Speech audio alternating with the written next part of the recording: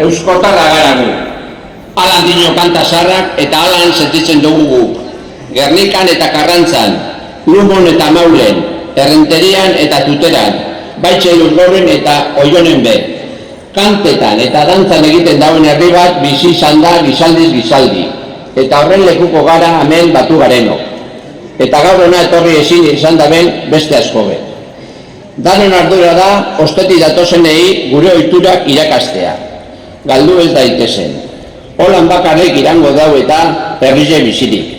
Gure aurrekoek behar hori edertu egin jebelako euriri eskerragoz gaur hemen. Eta euskal jai honetan, kantuz eta dantzaz aldarrekatu gura dugu euskaldunak hemen gagozela. Eta euskaldun izateaz arro gagozala.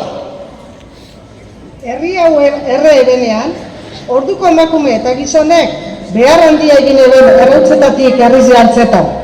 Kantuak, bertsoak, txistuetak eta gamolina, eta beste 11 rekurtso erabilia bezen aurrera egiteko. Endauden geuk be bardin, gure ondoren geuk be geure altzorra esatu dagien. Alan base, ondo torri dan hori. Ondo torri Gernikar hori, zein Gernikarak ezaren hori. Euskaldun hori, zein atzerritar hori be. Gure etxeko ateak zaudi deko zuez. Eta prez gagoz zuenetik ikasteko. Baina gauza bat eskatu gura dautzu egun.